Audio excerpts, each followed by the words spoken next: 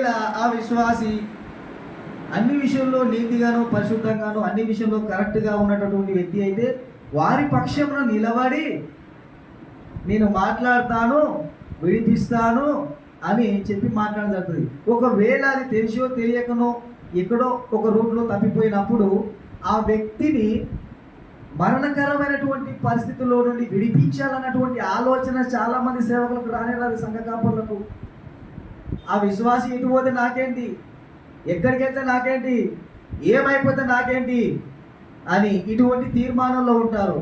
కొన్ని రోజుల తర్వాత ఆ గొర్రె ఆ యొక్క విశ్వాసి, అయ్యా మీ యొద్ద నుండి నేను దూరం అయిపోయాను, కొన్ని రోజుల తర్వాత నేను ఒక మంచి జాబ్ చేస్తూ సంపాదించినటువంటి సంపాదనలో మీకు దశమ భాగం ఇవ్వాలని ఒక తీర్మానం తీసుకున్నానయ్యా అని ఫోన్ చేసి మాట్లాడితే, ఓ ఖచ్చితంగా దేవుడు నిన్ను దీవించాడు,